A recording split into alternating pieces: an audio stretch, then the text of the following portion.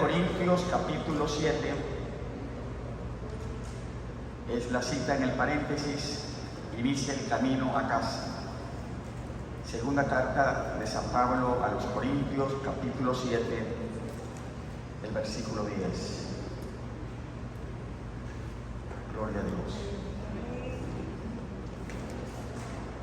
Vamos a leer de manera unánime este verso en nuestra Biblia, segunda de Corintios, capítulo 7, el verso 10, también el texto en la pantalla. Gloria a Dios. Un tema para un buen mensaje de este versículo serían dos clases de tristeza. La tristeza de Dios, la tristeza que proviene de Dios y la tristeza que proviene del mundo. Leamos todos juntos el verso 10. Porque la tristeza que es según Dios produce arrepentimiento para salvación, de que no hay que arrepentirse, pero la tristeza del mundo produce muerte. Gloria a Dios. Una gran diferencia, ¿no? ¿Qué produce la tristeza que proviene de Dios? Salvación. La tristeza que proviene del mundo produce muerte. Una vez más lo leemos, versículo 10, juntos.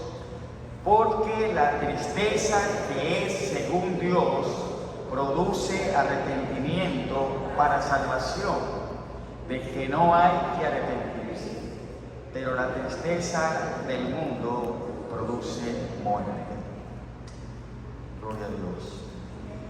Demos gracias a Dios por su palabra al considerarla en esta noche.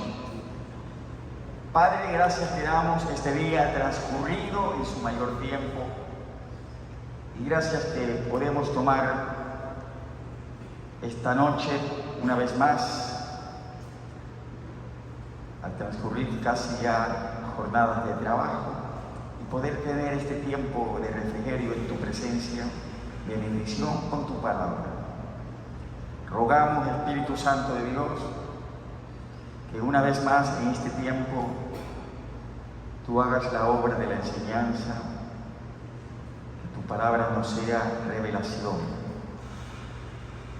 Queremos ser una vez más por ti, Espíritu de Dios, enseñados, ministrados. Gracias por tu palabra, que permanece para siempre, llena de sabiduría. Lo agradecemos en el nombre de Jesús.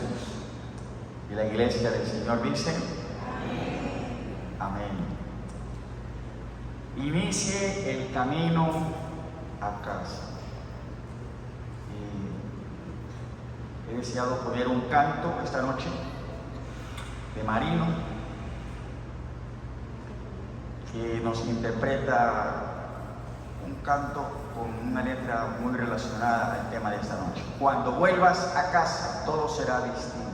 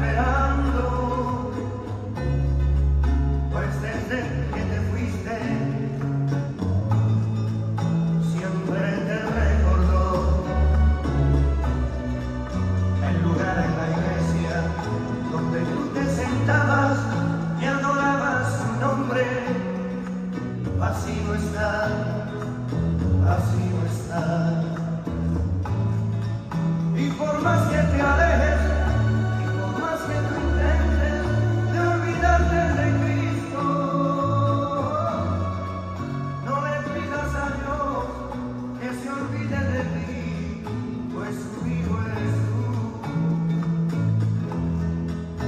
Ya verás cuando vuelvas a casa, todo será distinto, pues te vas a dar cuenta que Dios siempre te amó.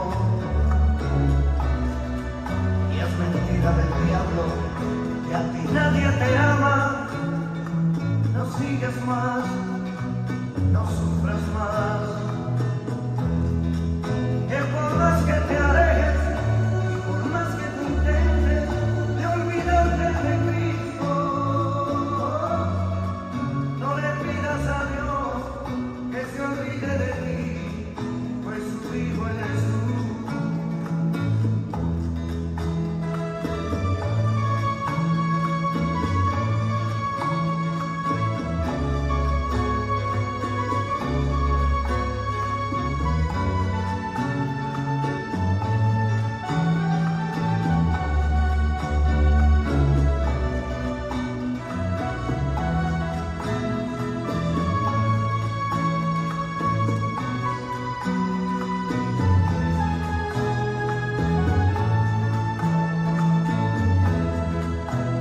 Vuelvas a casa con los brazos abiertos, Dios te estará esperando, pues desde que te fuiste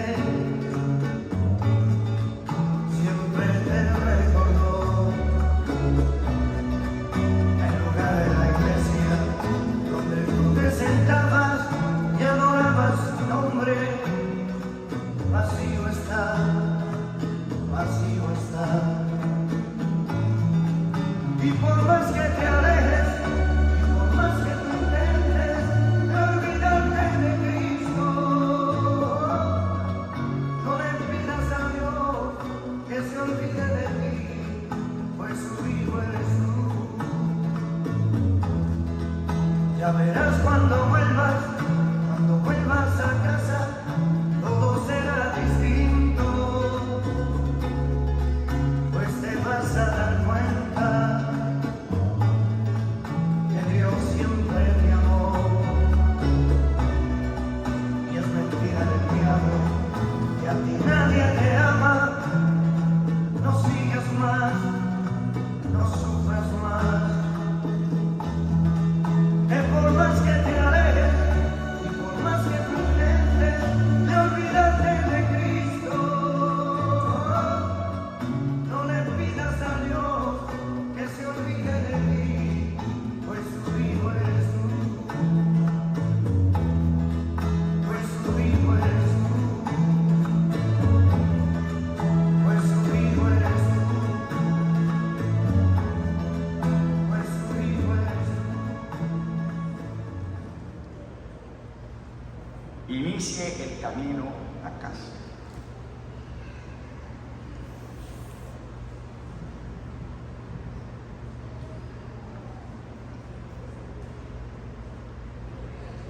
No es fácil volver cuando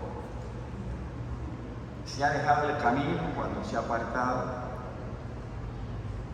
No es fácil, pero hay que volver, porque no hay otro camino. Lamentablemente hay muchos que no vuelven. Inicie el camino a casa. Puede ser que usted no esté en el momento pasando por la necesidad de volver. Puede ser que sepa de otros que necesitan volver, que necesitan ser ayudados a volver. Pero vivimos tiempos peligrosos y es muy probable que si usted no se ve ahora en la condición de volver, mañana a lo mejor puede ser que necesita volverse, ¿verdad?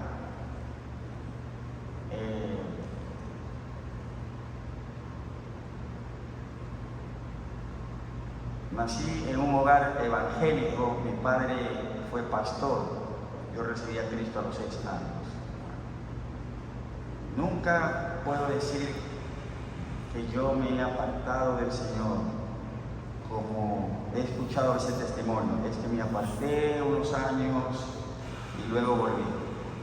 No puedo decir eso, pero Pero sí puedo decir que he tenido caídas, que he cedido a tentaciones, pero gracias a Dios no he podido durar mucho en ese estado. He sabido volverme siempre, muy rápido. Y la verdad es que mientras más rápido uno se vuelve, mejor. Inicia el camino a casa. Para los que se les hace difícil, y resulta a veces muy difícil volver. Hay muchos que aún siendo ayudados por otros, definitivamente no volvieron, se perdieron. Todo lo que necesita para iniciar el camino a casa, dice sus notas, es saber que debe comenzar. Es la palabra ahí.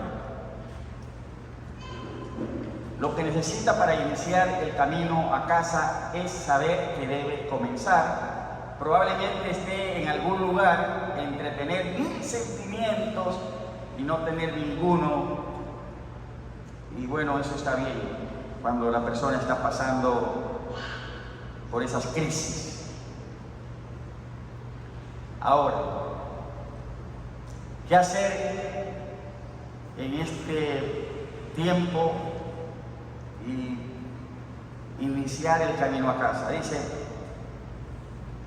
piense con su mente. ¿Por qué dice así? Porque alguien puede decir, pero todos pensamos con la mente, ¿verdad? No es cierto. La frase dice, piense con su mente y no con su corazón.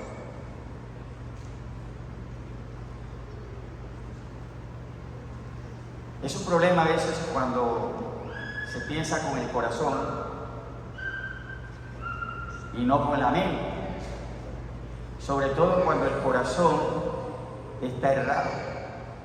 Dijo el Señor, engañoso es el corazón, engañoso y perverso es el corazón del hombre.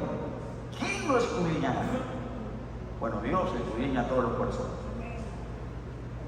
Entonces, en estos momentos de crisis, cuando la persona necesita volverse, dice, piense con su mente y no con su corazón.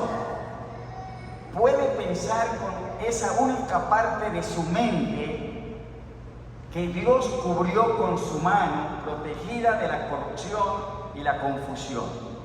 Claro, cuando hay problemas de corrupción, también de confusión, esto afecta la mente también de la persona, pero siempre hay una parte aún pequeña de la mente que Dios ha cubierto,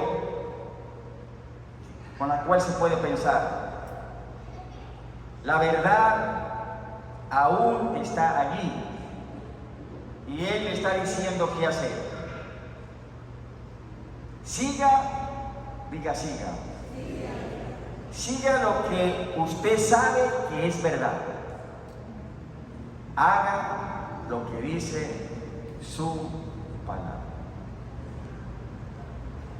También dice, deje de lado alguna de las formas en que se siente ahora mismo. Su corazón, siempre estamos hablando de la persona que necesita volverse. Su corazón ha sido conformado por lo torcido de las mentiras de Satanás. Así que no confíe en su corazón por un tiempo. Claro, una persona ha sido afectada en su corazón por las mentiras, por lo torcido de Satanás. Así que no confíe en su corazón por un tiempo. Usted sabrá cuándo su corazón comenzará a sentirse bien. Dolerá tanto con golpes de arrepentimiento que pensará que se va a morir y lo hará. Luego Dios lo resucitará de lo que ha sido la muerte para usted. Él realmente le dará un futuro. Gloria a Dios. Nuestras notas luego dicen, haga varias cosas a estas alturas del viaje, ¿verdad? Recuerden, diga recuerden, que la seducción puede venir de muchas formas. Ya vimos esto, ¿verdad? En caso de que Satanás haya estado seduciéndolo a abandonar su familia o divorciarse de su cónyuge, si no es demasiado tarde, no lo haga. Usted no está en condiciones de tomar ese tipo de decisiones y no debemos permitir que el destructor destruya más. No permita que Satanás avance 1 centímetro más.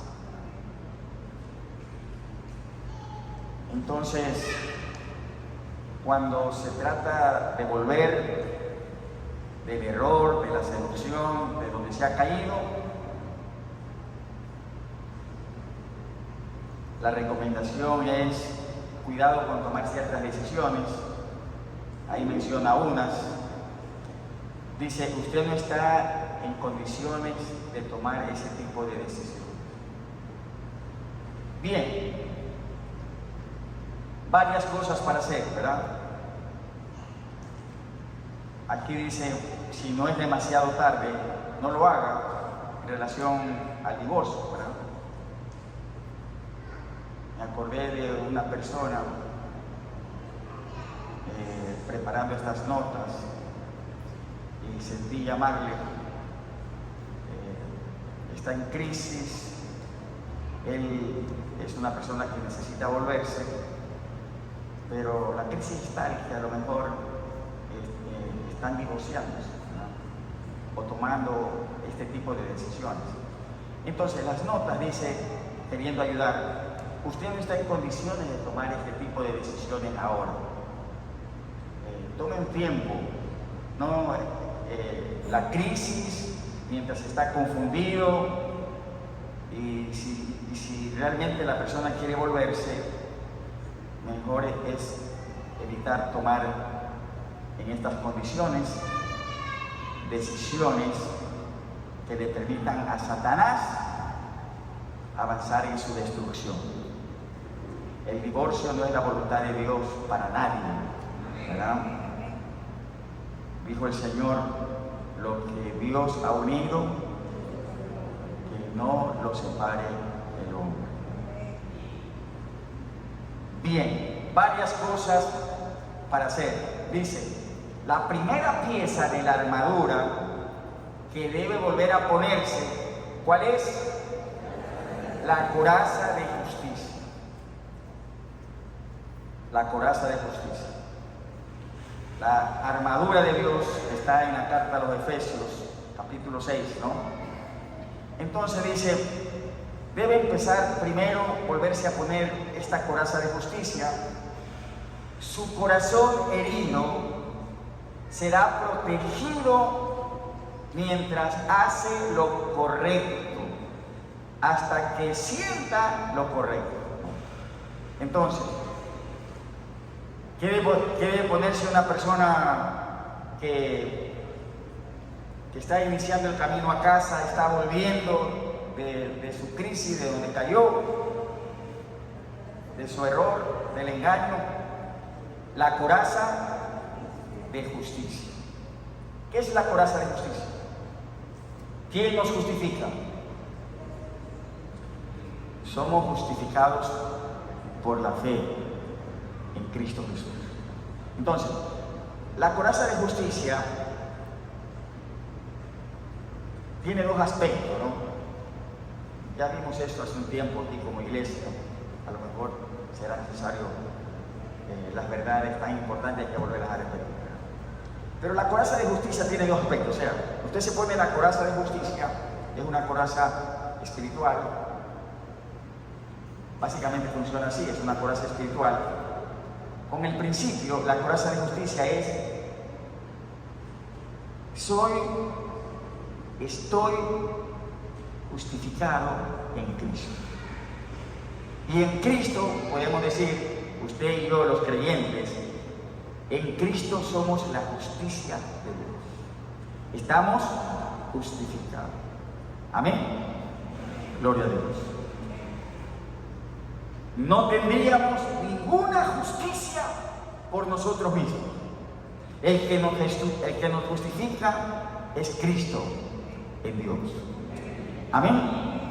Entonces, dice, la persona que está en crisis tiene que ponerse la coraza de justicia y decir, bueno, no importa el sentido, lo grave, la crisis, hasta dónde me fui. Somos justificados, si nos arrepentimos, somos justificados en Cristo. Amén. Ahora, cuando se pone la coraza de justicia, no solamente habla de justificación en Cristo, sino que obviamente el que se pone la coraza de justicia dice, soy justificado en Jesús, ¿verdad? Y entonces voy a obrar también en justicia. Así como declaro que me pongo la coraza de justicia y soy justificado en Cristo, también el ponerse esa coraza de justicia debe guardar coherencia, ¿verdad? Cristo me justifica y yo estoy decidiendo obrar en justicia también, lo correcto. Amén.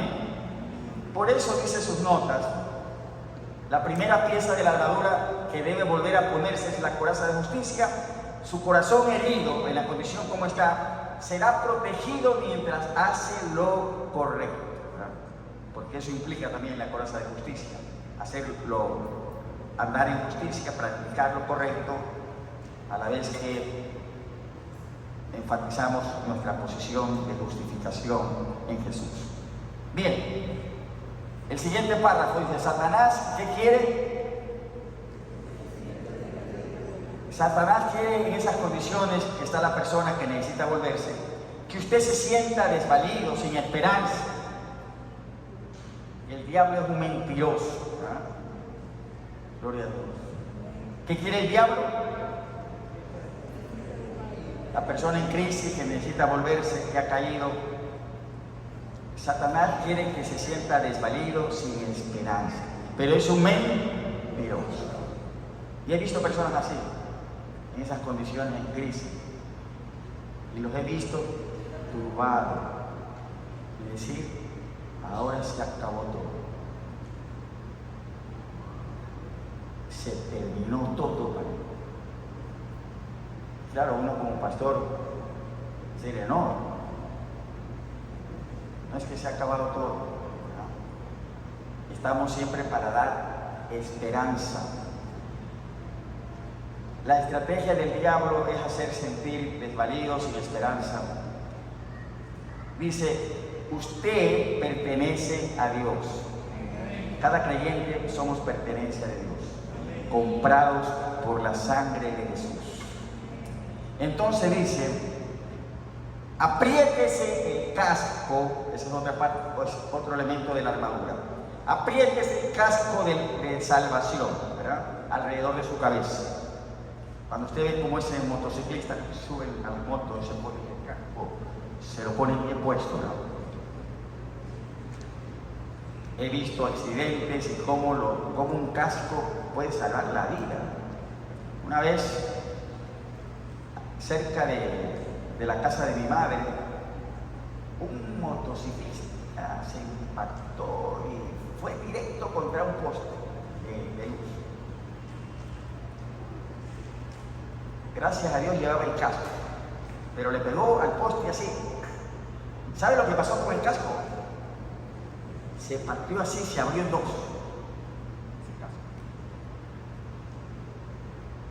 Y yo decía, ¿y si él no hubiera llevado el casco? Lo que se hubiera abierto así, hubiera sido su cabeza. El casco le salvó la vida. Aquí estamos hablando del yelmo de la salvación. Apriétese el casco de salvación alrededor de su cabeza. Sepa que usted es de Él y que nada lo ha alejado de su mano. Para recordar esto, dice, tome una pluma y escriba varias veces. ¿Le va a escribir varias veces? Yo soy de Él, yo soy de Él, yo soy de Él. Gloria a Dios. Amén. Seguimos, cosas para hacer en el volver a casa, ¿verdad? En ayudar a volver personas de sus crisis. Dice, tal vez desee huir de la presencia de Dios. Salmo 139, en nuestras Biblias, el verso 9 y 10, ¿qué dice acerca de huir de la presencia de Dios en este salmo? El salmista tocó este tema. Salmo 139, verso 9 y 10 dice, si tomare las alas del alba y habitare en el extremo del mar. Salmo 139, verso 9 y 10. Aún allí me guiará tu mano y me asirá tu diestra. O sea, no es posible huir de la presencia de Dios. Dice el verso 10, si habitar en el extremo del mar, aún allí me guiará tu mano y me asirá tu diestra. ¿No? El salmista está diciendo en este salmo pues, que no se puede huir de la presencia de Dios. Y por otro lado, enfatizamos, Dios, Él hizo un pacto de sangre con usted. Dios ha hecho un pacto de sangre con el creyente. Amén. Recuerda, cada vez que cenamos, el Señor dice, esta copa es la copa del nuevo pacto en mi sangre. Es un pacto de sangre al que hemos venido. Y Él es fiel, gloria a Dios. Aunque nosotros somos infieles, Él permanece fiel. Cosas para hacer. Ayudando a volver de la crisis. Dice, porque usted sabe que es su único boleto a la libertad. Por el sencillo acto de su voluntad, ¿qué debe hacer? Encadénese a la muñeca de Cristo. O sea, hay que asirse de Jesús. Y comience a dar sus primeros pasos fuera de la oscuridad. Un sentido figurado dice, encadénese a la muñeca de Cristo. Probablemente no confíe en nadie ahora y ni siquiera esté seguro de que pueda confiar en Dios. Y es cierto, ¿verdad?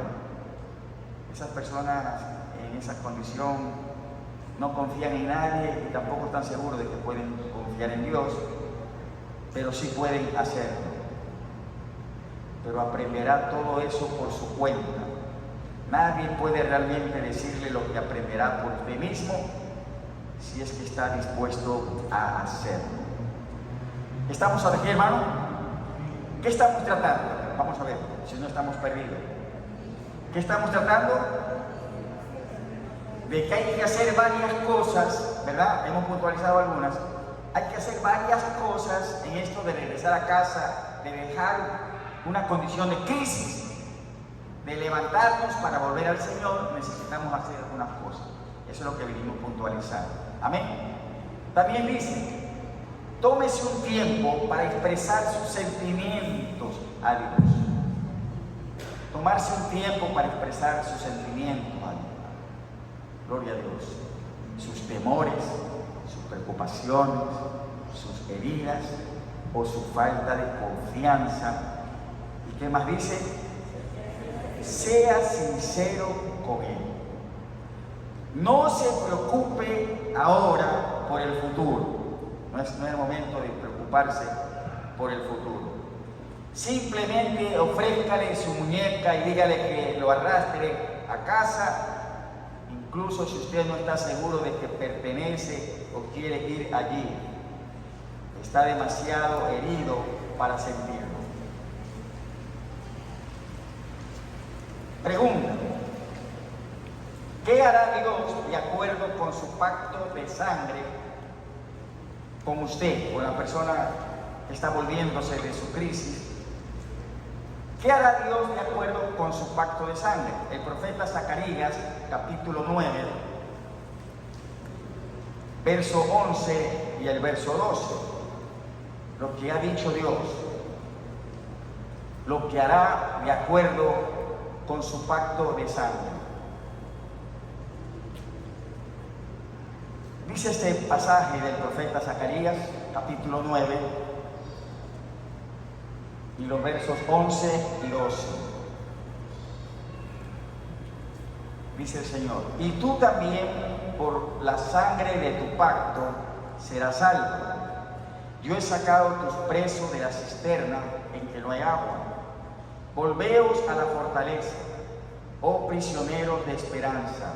Hoy también os anuncio que os restauraré el doble. Gloria a Dios. ¿Qué hará Dios de acuerdo con su pacto de sangre, según este pasaje del profeta Zacarías? ¿Qué pondría usted en la línea de respuesta? ¿Qué hará Dios? Lo primero que podríamos poner, ¿qué sería? Bueno, ya está el verso 12 pasado. Nos salvará, ¿verdad? Y también, como ustedes dijeron, nos restaurará el doble. Gloria a Dios. Parece que a Dios le gusta restaurar el doble. ¿Ah? ¿Cuántos dicen amén? ¿A cuánto le restauró a Job? ¿Ah? El doble. Usted lee la historia de Job, le restauró el doble. Y aquí en este pasaje de Zacarías habla de que por el pacto de sangre, ¿verdad? En medio de la crisis, en la necesidad de ser restaurados, Él nos restaurará el doble. ¿Cuántos dicen amén? Ahora bien, dice, quiero hacerle otra pregunta crucial, si es que usted no se la ha hecho ya. Reúna todo el valor que le queda y pídale a Dios que lo bautice, ¿verdad?, en una marea de angustia sobre su pecado. Esto es importante, hermanos, ¿no? La persona que se está volviendo de su crisis, en arrepentimiento, queriendo salir de su caída, ¿qué debe pedirle a Dios?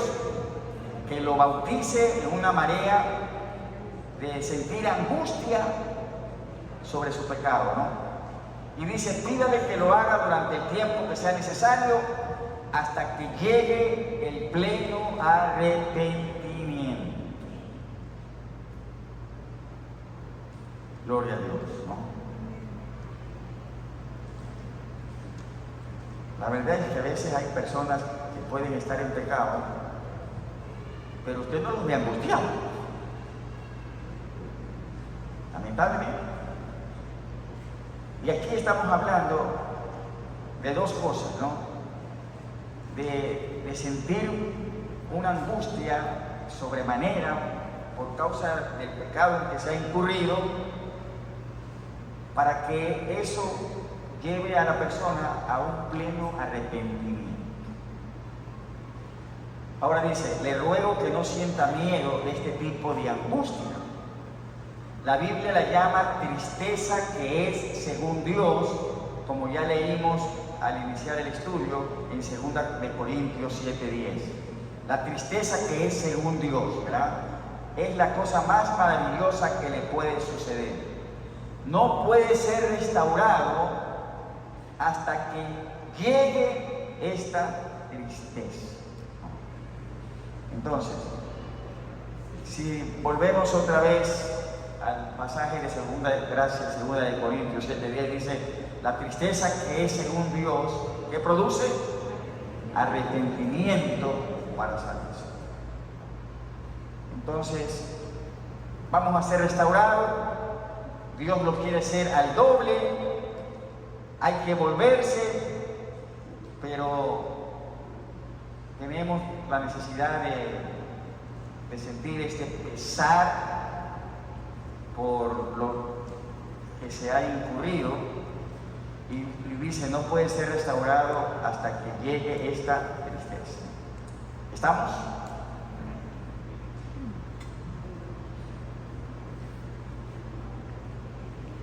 Dice el sabio de Eclesiastés, en un contraste, dice, mejor es la tristeza que la risa. Claro, uno sabe cómo que mejor es la tristeza que la risa. Bueno, hay que seguir considerando la declaración. dice, mejor es la tristeza que la risa, porque con el pesar, ¿verdad? Con el pesar del rostro. ¿Ha visto un rostro con pesar? Con el pesar del rostro, la tristeza es mejor que la risa, porque con el pesar del rostro se enmendará el corazón. Y una vez creo que usted ha escuchado este comentario, una vez había un compañero en el seminario que después ya fue pastor, y bueno, por esas circunstancias, los tiempos están en la mano de Dios, ¿verdad? Ya él partió de la presencia del Señor. Pero cuando él estudiaba en el seminario, él recién ingresaba, yo ya estaba por salir, y teníamos cierta amistad. Una vez en la biblioteca él me encontró y me dijo, quiero hacerte una pregunta, amigo. Y le digo, claro. Entonces me dijo, no sé qué tú me puedes decir. Dice, yo hice algo malo. Y dice, ya lo confesé, pero aunque lo he confesado, sigo triste. Y lo único que pude decirle a él fue las palabras de Eclesiastés, lo que dijo Salomón. Pues bueno, dijo Salomón, que mejor es el pesar que la risa. Y que con la tristeza del corazón, con la tristeza del rostro, se enmienda el corazón. Y realmente, hermanos, si vamos a ver una enmienda y un arrepentimiento, como aquí dice, hasta que llegue el pleno arrepentimiento, hay que empezar por sentirnos mal, triste por lo que se ha hecho. De eso se trata. No sé si me estoy explicando, ¿verdad? Porque hay muchas personas que a veces, en medio de lo que han hecho, ahí están, como que nada ha pasado. Bien, no me malinterprete, dice, no quiero que esté esperando que llegue la angustia antes de salir de su oscuridad. Ya hemos establecido que la decisión de ir a casa es con frecuencia un acto voluntario basado en lo que usted sabe que es verdad. Con frecuencia tendrá que alejarse de las garras seductoras del maligno para sentir la salud de la angustia divina. Pídale a Cristo que venga a buscar, que usted está dispuesto a partir. También dice, pídale al Espíritu Santo, que ha estado apagado, ¿verdad?, transitoriamente, que venga y haga su tarea, ¿no? Tenga paciencia hasta que Él lo haga. La marea puede venir bastante despacio, pero si pertenece a Dios, vendrá, debe ocurrir. Gloria al Señor. ¿Qué pasa con el Espíritu de Dios, no? Lo contrictamos, lo apagamos, pero cuando la persona se vuelve de su error, de su pecado, de su extravío, y empieza a clamar al Espíritu de Dios, poco a poco otra vez va a estar el Espíritu de Dios ministrando su vida. Nuestra cabeza, Jesucristo, dijo, y ahí está el pasaje registrado de Lucas 5, 22, 24. ¿Qué caviláis en vuestros corazones? ¿Qué es más fácil decir? ¿Tus pecados te son perdonados? ¿O decir, levántate y anda? Pues para que sepáis que el Hijo del Hombre tiene potestad en la tierra para perdonar pecados, dijo el paralítico, a ti te digo, levántate, toma tu lecho y vete a tu casa. ¿Se preocupa por un compañero engañado que se está sintiendo algo paralizado? ¿Por qué usted y yo no quitamos algunas tejas del techo más cercano y lo ponemos delante de Jesús? Siempre tratando de ayudar a otros que quieren salir de la oscuridad y de su crisis. Gracias por todos los amenes. Santiago capítulo 2, el verso 13.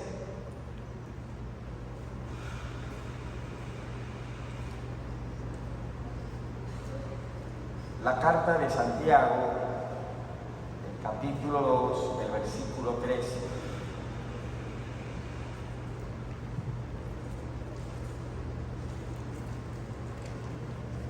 Dice este versículo, ¿verdad?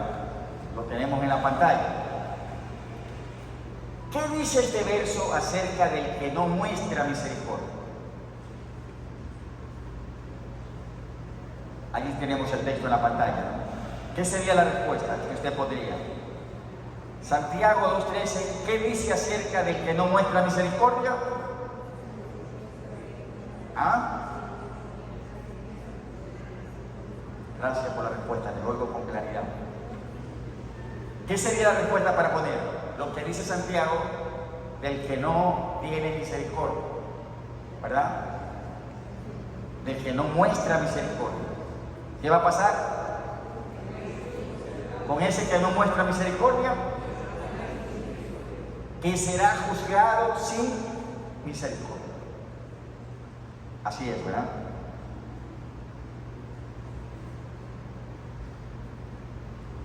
El que no muestra misericordia será juzgado sin misericordia. Ahora, ¿cuántos queremos ser juzgados por misericordia? Todos, ¿verdad? Yo levanto la mano. Entonces, ¿qué tenemos que hacer? Mostrar también misericordia a otros que la necesitan. Juicio sin misericordia se hará aquel que no mostrare misericordia. ¿Y qué hace la misericordia? La misericordia triunfa sobre el juicio. Gloria a Dios. Bendito sea el Señor. Y Dios es soberano. ¿Qué hace la misericordia? Triunfa. ¿Y sabe lo que dice la palabra de Dios? ¿No? Tendré misericordia del que yo tenga misericordia. ¿Y quién le va a decir a Dios qué hace? Pero aquí hay un principio, ¿no? Dios muestra su misericordia para los misericordiosos. Y hay una bienaventuranza también. Bienaventurados los misericordiosos, porque ellos alcanzarán misericordia. Con este mismo énfasis, el profeta Miqueas, en el capítulo 7, versos 18 y 19. ¿Qué se deleita Dios en hacer? ¿Qué Dios como tú, que perdona la maldad, olvida el pecado del remanente de su heredad, no retuvo para siempre su enojo? ¿Por qué? Gloria a Dios. Mire cómo es el Dios que tenemos, ¿no? Dios se deleita en qué? En hacer misericordia. Gloria a Dios. Den un fuerte aplauso a Dios, ¿verdad? Se deleita en hacer misericordia. Le pregunto yo a usted, ¿en qué se deleita usted? Algunos se deleitaron hace poco viendo el partido de Ecuador, ¿verdad? Menos mal fue hasta las 7, porque el culto empezaba a 7:30. Pero el tercer gol fue un gol, pero para deleitarse. Un jovencito, una corrida. El uno lo quiso trabar, se le fue por encima. Se acercó al arco y ¡bum! ¿En qué se deleita usted, no? Pero mire, es que yo no quiero que pasemos por alto esto, en el sentido de que usted y yo somos semejantes, hemos sido semejantes a Dios. Entonces hay muchas cosas que viéndonos nosotros mismos nos ayudan a comprender también a Dios, porque hemos sido hechos semejantes a Él. Nos creó a su imagen y semejanza. Yo hablé de un partido de fútbol, pero tal vez más propio sería decir, no sé cuál es su jugo preferido, ¿verdad? El mío es el tamarindo, un jugo de tamarindo, pero no tan cargado, no, más bien tipo fresco así, ¿verdad? Un jugo de tamarindo tipo fresco, o de piña. Y entonces no es que yo me tomo el jugo, no, eso hay que, ¿verdad? Hay que deleitarse, saborear el tamarindo de Manaví. Entonces miren, Dios tiene ese mismo sentir en cuanto a hacer misericordia. Dios se deleita en hacer misericordia. Lo dice el profeta Miqueas. Entonces viene la pregunta: ¿por qué no nos regocijamos muchas veces nosotros en ser misericordiosos? ¿Ah? Y a veces no somos misericordiosos, ¿no? Ha visto creyentes como que son buenos. No, es que hay que... Y una vez yo tuve que decirle a un hermano: mire, yo no estoy para destruir a nadie, yo estoy para ayudar, para restaurar.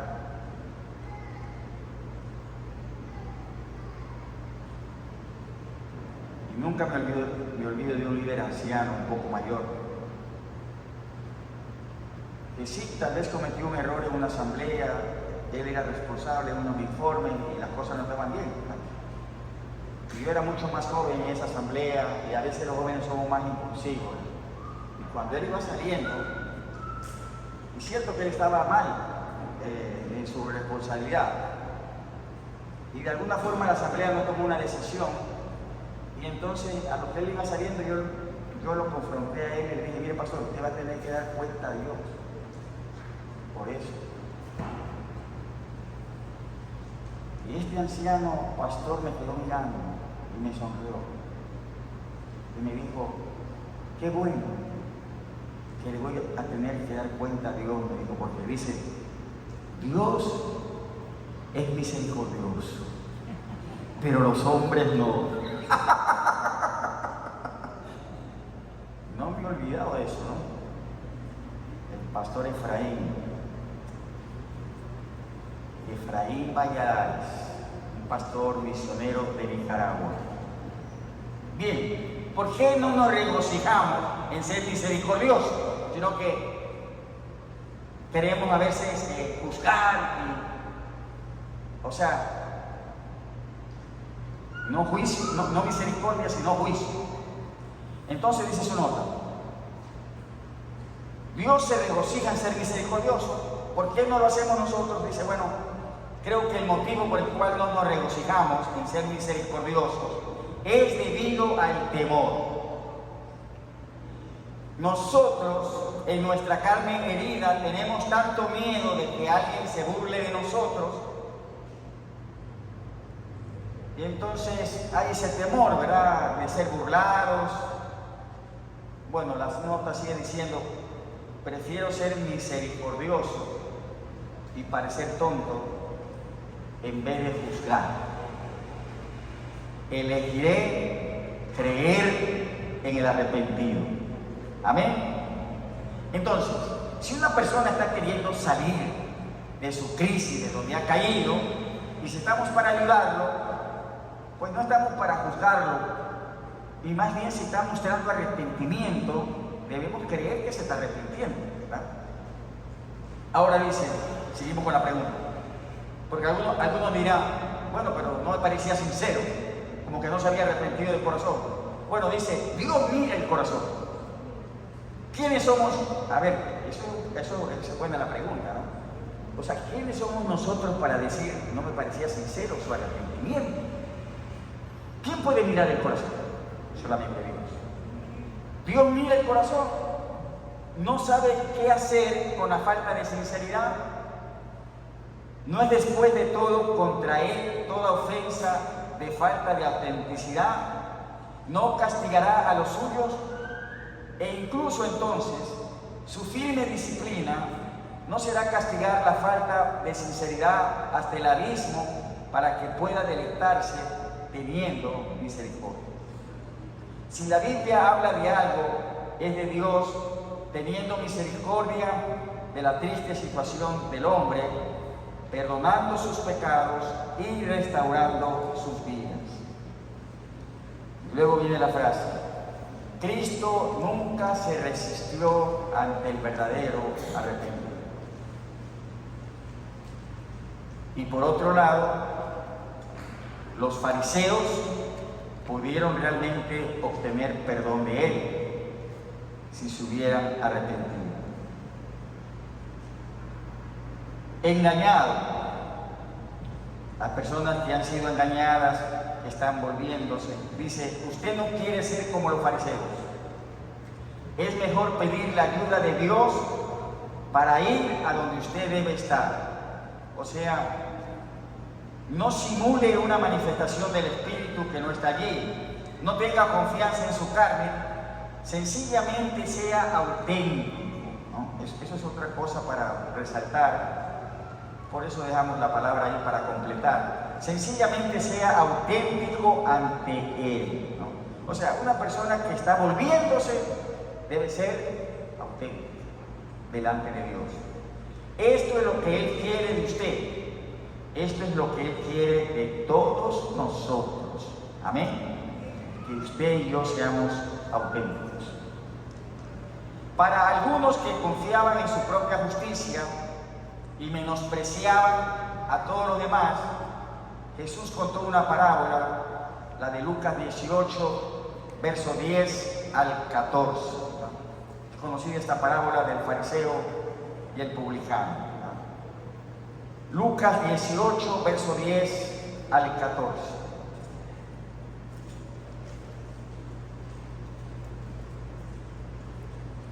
Dijo el Señor Jesús: dos hombres subieron al templo a orar. Uno era fariseo y el otro publicano. ¿Cómo oraba el fariseo? Puesto en pie, oraba consigo mismo de esta manera: Dios, te doy gracias porque no soy como los otros hombres, ladrones, injustos, adúlteros. Y le pegó una miradita al publicano y dijo: y tampoco como este publicano que está aquí. Ayuno 2 veces a la semana, doy diezmo de todo lo que gano. Esa fue la oración del fariseo. Mas el publicano, estando lejos, no quería ni aún alzar los ojos al cielo, sino que se golpeaba el pecho diciendo: Dios, sé propicio a mí, pecador. Dijo el Señor: os digo que el publicano, descendió a su casa justificado antes que el otro, porque cualquiera que se enaltece será humillado, y el que se humilla será enaltecido. 2 preguntas hay ahí.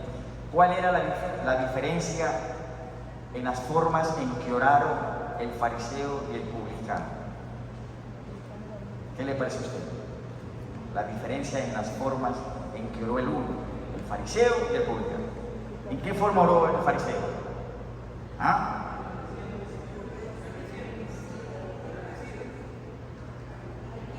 ¿En qué forma oró el fariseo? Eso, o sea, en una forma orgullosa, ¿no? No soy esto, no soy el otro, jactándose. Doy el diezmo de todo lo que gano, ¿verdad? Y menospreció también al publicano, diciendo: no soy ni como este publicano. En cambio, la oración del publicano fue humilde, ¿verdad? No quería ni alzar los ojos al cielo, se golpeaba el pecho. Ahora, ¿qué enfatizó Jesús en la parábola?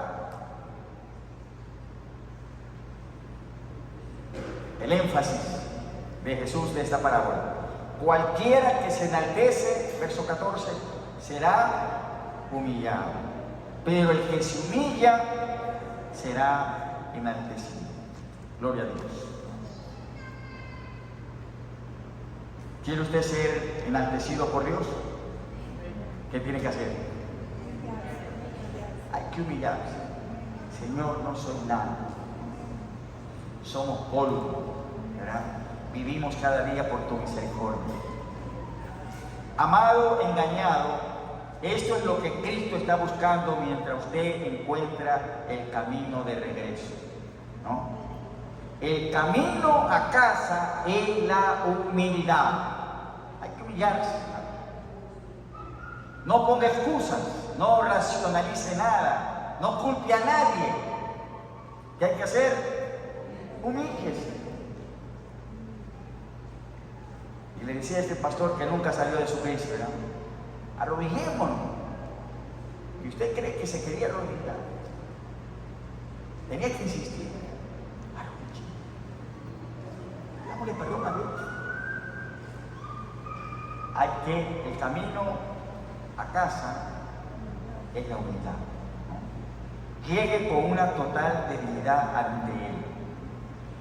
En los versículos que siguen de Santiago, capítulo 4, la recomendación que se hace en los versos 9 y 10, está escrito el texto allí en sus notas, dice: afligíos y lamentad y llorad, vuestra risa se convierte en lloro y vuestro gozo en tristeza. Humillaos delante del Señor y Él os exaltará. Antes de deprimirse por completo, por favor piense que Dios quiere que nos humillemos, pero también quiere exaltarnos luego. Así es el Señor. ¿Estamos, hermanos? Estamos puntualizando cosas que hay que hacer, ¿no? Y añadimos una cosa más, la humildad. Otra cosa más, en Mateo 3, 7 y 8, Mateo capítulo 3, versos 7 y 8, ¿cómo llamó Juan el Bautista a fariseos y saduceos? ¿Ah? Generación de víboras. Está en Mateo capítulo 3, ¿no? Cuando el Señor vio a los fariseos que venían a su bautismo, el Señor les... a ver, Juan el Bautista les dijo, generación de víboras, ¿no? ¿Quién os enseñó a oír de la ira de mi Dios? ¿Qué había que hacer? Según el verso 8, ¿qué fruto dijo él que debía producir? Frutos dignos de arrepentimiento. Frutos dignos de arrepentimiento. Ahora, el verdadero arrepentimiento da fruto. Estoy convencido que alguien con sincera fidelidad a Cristo y que sin embargo ha pasado por el horror de la seducción, saldrá de ella con una humildad que puede durar toda una vida. Como ve, Dios perdona y olvida, porque Él no necesita recordar. Nosotros somos perdonados, pero no olvidamos, porque somos sabios al no perder nunca de vista de dónde hemos estado y cómo nos ha rescatado Dios. Entonces, fruto dignos de arrepentimiento, la humildad, reiteramos otra vez, el ser humilde. El arrepentimiento verdadero también da el fruto de la gratitud. ¿Alguna vez has llorado ante el Señor cuando todo lo que podías susurrar era gracias Dios, gracias Dios? Los engañados que han sido sanados lo hacen todo el tiempo. Dan este fruto de un arrepentimiento genuino, la gratitud. Y un tercer fruto que se destaca, dice, el verdadero arrepentimiento también trae gracia. La gracia sanó al engañado. En la cita de 2 de Pedro 3:18, ¿en qué dijo Pedro que debemos crecer?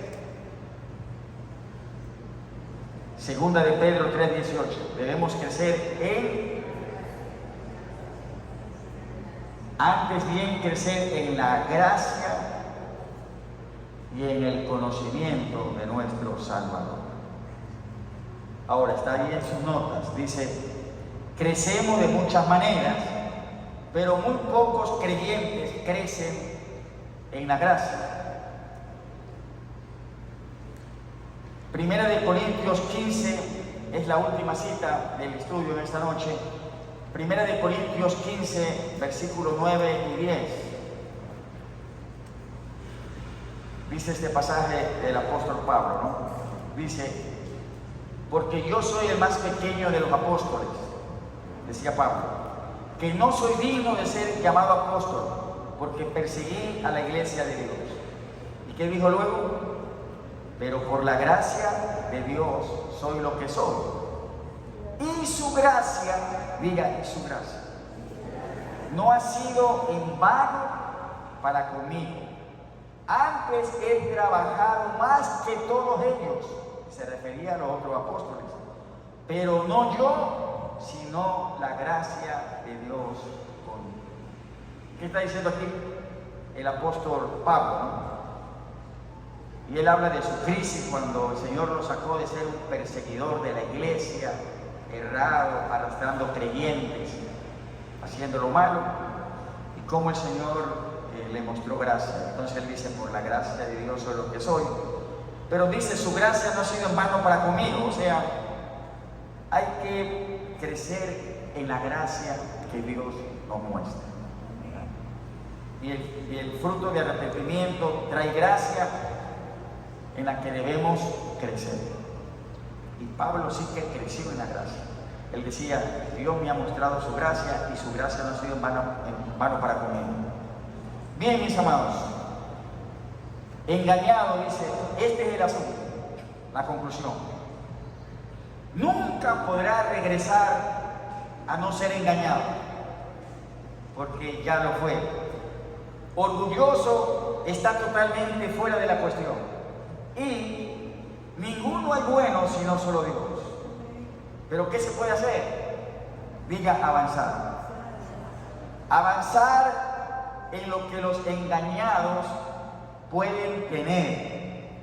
Pueden tener una dosis extra de humildad, una ola nueva de gratitud, y pueden crecer en la gracia de Dios.